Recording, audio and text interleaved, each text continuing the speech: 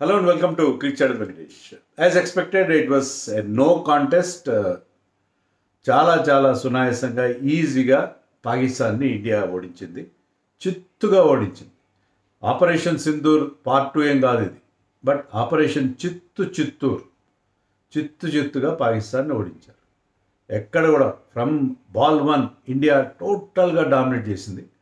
ఎక్కడ కూడా మనకి ఎలాంటి ఇబ్బంది లేదు. పాకిస్తాన్తో ఆడుతున్నట్టు లేదు, ఇది ఏదో ఒమన్తోనో యూఏఈతోనో హాంకాంగ్తో ఆడుతున్నట్టే ఉంది.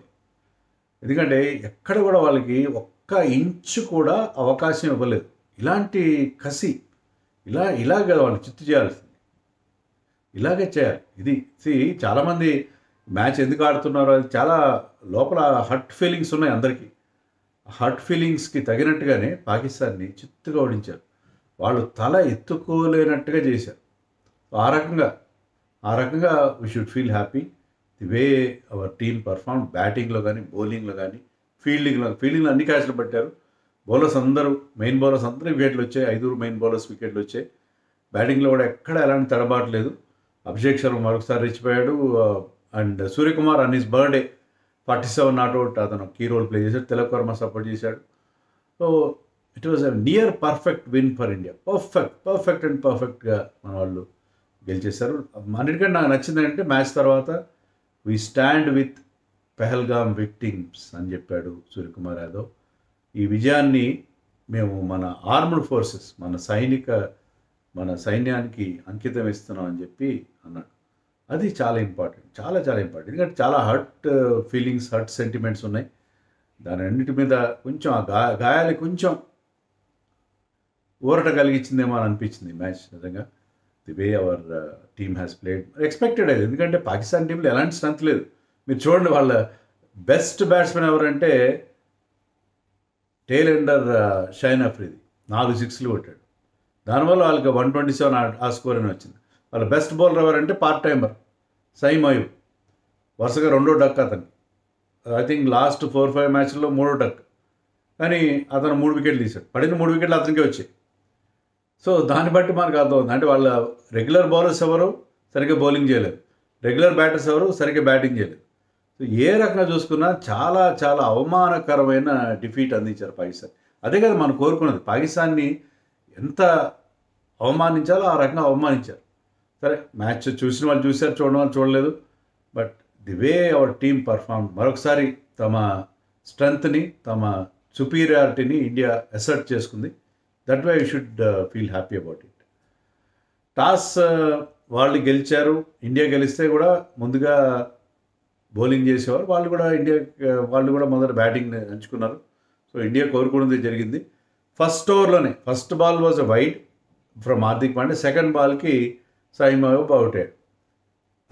Very good catch. And next ఓవర్లో Bumrah got wicket. So first 2 ఓవర్స్లో మన పేస్ బౌలర్స్ ఇద్దరు వికెట్స్ తీశారు.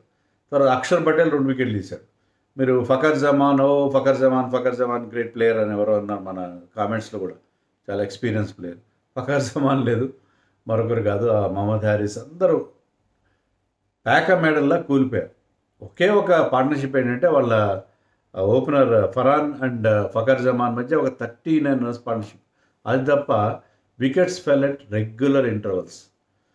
కుల్దీప్ ఎప్పుడైతే కాస్త ఆలస్యంగా వచ్చే కుల్దీప్ బౌలింగ్ వచ్చిన వెంటనే తన సెకండ్ ఓవర్లో 2 వికెట్లు తీశాడు. తర్వాత మరొక wicket. Kuldeep was really unplayable. అంటే అతన్ని పిక్ చేయట్లేదు వాళ్ళు. అతని బాల్ ఎలా వెళ్తుంది, ఏమవుతుందో వాళ్ళకి అర్థం కావట్లేదు. వరుణ్ చక్రవర్తి బౌలింగ్ అర్థం కాలేదు. అక్షర్ పటేల్ ఎప్పుడు very efficient. Akshar Patel starting 2 వికెట్లు తీశాడు. వరుణ్ చక్రవర్తికి 1 వికెట్, కుల్దీప్కి 3 వికెట్లు ఫర్ జస్ట్ 18 రన్స్. సో 2 మ్యాచ్ల్లో, లాస్ట్ మ్యాచ్లో 4 వికెట్లు ఫర్ 7 రన్స్, ఈ మ్యాచ్లో 3 for 18. So Kuldeep has having a wonderful tournament. 7 for 25 2 matches తర్వాత ఫిగర్స్. సో ఎక్కడ కూడా నో లెటప్ ఫర్ పాకిస్తాన్. వరుసగా వికెట్లు పడుతున్నాను ఎవ్వరు. నేను చెప్పినట్టు లాస్ట్లో సుఫియాన్ ముకీమ్ అనే వాళ్ళ టేల్ ఎండర్ ఒక 2 బౌండరీలు కొట్టాడు బుమ్రా బౌలింగ్లో. దాంట్లో ఒకటి నో బాల్కి ఫ్రీ హిట్ మీద కొట్టింది. తర్వాత షైన్ అఫ్రీది చివరిలో ఒక హార్దిక్ పాండ్యా ఓవర్లో 2 సిక్స్లు కొట్టాడు. అతని ముందు 2 సిక్స్లు కొట్టాడు. దానివల్ల వాళ్ళిద్దరు కొట్టిన 6 బౌండరీల వల్ల వాళ్ళకి 127 స్కోర్ అయినా వచ్చింది. లేకపోతే 100 లోపల ఆల్అవుట్ అయిపోయారు. So it is like another women or UAE లాగా అయ్యేది. అంతకంటే పెద్ద ఎక్కువేం కాలేదు వాళ్ళు. సో 127 మాత్రమే చేశారు, 127 మాత్రమే చేశారు. అండ్ కుల్దీప్కి 3, అక్షర్కి 2, బుమ్రాకి 2, హార్దిక్ పాండ్యాకి 1 అండ్ కోర్స్ వరుణ్ చక్రవర్తికి 1 వికెట్. సో 127 for 9, ఆల్అవుట్ అయితే అవ్వలేదు, 127 for 9. బట్ ఆ టార్గెట్ మన ఎప్పుడు ఇబ్బంది పెట్టే అవకాశమే లేదు, particularly when you have an opener like Abhishek Sharma. Abhishek Sharma last మ్యాచ్లో ఉమెన్ అగెయిన్స్ట్గా ఫస్ట్ బాల్కి 6 కొట్టాడు, సెకండ్ బాల్కి 4 కొట్టాడు. ఈసారి అది రివర్స్, ఫస్ట్ బాల్కి 4 కొట్టాడు, తర్వాత బాల్కి 6 కొట్టాడు అగెయిన్స్ట్ షహీన్ అఫ్రిది. చాలామంది ఏమన్నారు షహీన్ అఫ్రిది వర్సెస్ అభిషేక్ శర్మ ఎలా ఉంటుంది అనేది అందరూ ఎదురు చూస్తారు ఆ కాంటెస్ట్ కోసం. But it was the no contest again. Abhishek Sharma took him to the cleaners, అతని మీద విరుచుకుపడ్డాడు. ఆ తర్వాత ఓవర్లో కూడా బౌండరీలు కొట్టాడు. So Shaheen Afridi went for so many runs against Abhishek Sharma and that is the main thing for Abhishek Sharma. Abhishek Sharma లాంటి ఓపెనర్ మీకు ఉంటే ఏంటంటే అతను పవర్ ప్లే 4వ ఓవర్కి మన ఇద్దరు ఓపెనర్లు అవుట్ అయిపోయారు. Even Shubman Gill also started off very well. Same ఓవర్లో 2 బౌండరీలు కొట్టాడు, అదే ఓవర్లో అవుట్ అయిపోయాడు. బట్ 4వ ఓవర్లో ఇద్దరు ఓపెనర్లు అవుట్ అయినా, 4.1 ఓవర్లకి ఇద్దరు ఓపెనర్లు అవుట్ అయినా కూడా మనకి వాళ్ళు బ్రహ్మాండమైన స్టార్ట్ అందించారు. సో దాని తర్వాత మనకు వచ్చిన తిలక్ వర్మకి కానీ సూర్యకుమార్ కానీ పెద్ద కష్టం కాలేదు, ఎందుకంటే వాళ్ళిద్దరూ చాలా హ్యాపీగా కంటిన్యూ చేశారు. వాళ్ళకి run a ball, less than run a ball వాళ్ళ టార్గెట్ ఉంది కాబట్టి వాళ్ళకి ఎలాంటి ఇబ్బంది కాలేదు. So that is the main thing. మీకు అభిషేక్ శర్మ లాంటి ఓపెనర్ ఉంటే he can make any target look very very gettable, అది కదా. సో దాంతో ఏంటంటే వాళ్ళిద్దరూ పెద్దగా రిస్క్ తీసుకోలేదు. అఫ్కోర్స్ తిలక్ వర్మ డిఫరెంట్ గేర్స్లో ఆడతారు, అలాగే ఆడాడు. వాళ్ళిద్దరి మధ్య ఒక 56 రన్స్ పార్ట్నర్షిప్ వచ్చింది. అది ఆ partnership that settle the issue. Tilak Varma out అయ్యాడు, అతను కూడా సయీమ్ అయూబ్కి అవుట్ అయ్యాడు. Saim Ayub genuinely surprised him. But మరోవైపు సూర్యకుమార్ ఎలా ఆడతాడో మనకు తెలుసు కదా. అతని సూప్లా షాట్స్, తర్వాత ఎక్కువగా ఫైన్ లెగ్ వైపు, స్క్వేర్ లెగ్ వైపు ఆడతాడు అతను. అండ్ ఆల్సో ఆఫ్ సైడ్లో కూడా చాలా లేట్గా అతను కొట్టే కట్ షాట్స్ కానీ. సో అతని వి ఎప్పుడు కూడా మామూలుగా వి అంటే మనకి between mid on and mid off ఉంటుంది, అది traditional V. But Suryakumar V is on the back side. So అతను ఎప్పుడు కూడా అదే రకంగా almost 70% of his boundaries are shots came in that back side V behind the wicket. But still very very effective Suryakumar.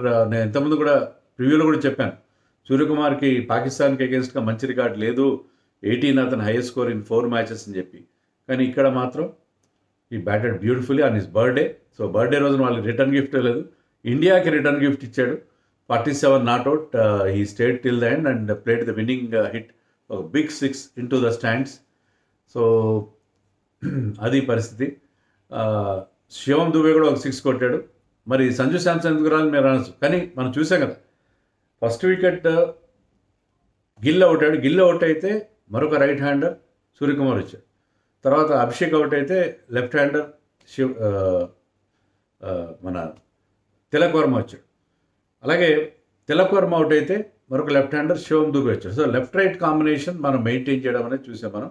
So Sanju play రాలేదు number 5లో శివం దుబే ఆడాడు.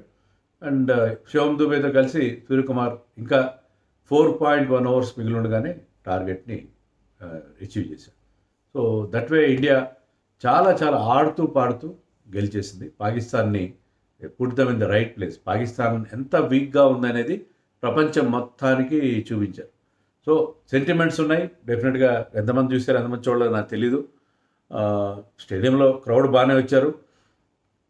But crowd కంటే కూడా మన ఇండియాలో ఎంతమంది చూశారు, ఎంతమంది బాయ్కాట్ చేశారో నాకు తెలీదు. బట్ పాకిస్తాన్ని ఎలా కసితీరా అవమానించాలో ఆ రకంగా ఒక అవమానకరమైన ఒక ఇగ్నానిమస్ డిఫీట్ వాళ్ళకి హ్యాండ్ ఓవర్ చేశారు.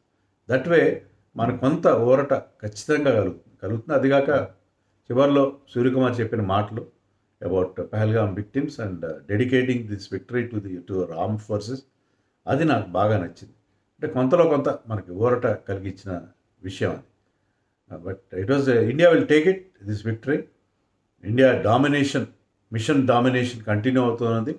ఎక్కడ అంటే ఇప్పుడు ఇండియాకి ఏదైనా ప్రాబ్లం ఉందంటే ఒకటే ఒక ప్రాబ్లం ఏంటంటే వీళ్ళకి సరైన ప్రాక్టీస్ లేదు. ఇప్పుడు జనవరిలో ఆడారు లాస్ట్, మనం జనవరి ఫిబ్రవరి బిగినింగ్లో మనం చివరి T20s ఆడాం, తర్వాత IPL ఆడాం, టెస్ట్ మ్యాచ్ సిరీస్ ఆడాం. సో మిగతా టీంలన్నీ కూడా రెగ్యులర్గా వాళ్ళు అన్ని మ్యాచ్లు ఆడుతూ వచ్చారు. అయినా కూడా అలాంటి డిఫరెన్స్ ఏ మాత్రం కాదు. క్యాచ్లు బాగా పెట్టారు, అదికి పడే మంచి క్యాచ్లు పెట్టాడు. Everybody has taken. ఇంకా వాళ్ళు పాకిస్తాన్ వాళ్ళు క్యాచ్, తిలక్ వర్మ క్యాచ్ని మకీం డ్రాప్ చేశాడు. సో ఏ రకంగా చూసినా పాకిస్తాన్కి disappointing in batting, bowling and fielding. And India out played them comprehensively in all three departments. That way, this victory will give India a great satisfaction. So Pakistan మనం అనేక సందర్భాల్లో అనేక చోట్ల ఇటీవల కాలంలో ఓడించా, కానీ ఇంత చిత్తుగా ఓడించడం అనేది ఇటీవల కాలంలో లేదు. చాలా చిత్తుగా ఓడించాం. అంటే ఎక్కడ వాళ్ళకి 1% ఛాన్స్ కూడా ఇవ్వలేదు. That way we should feel really happy. ఏమంటారు?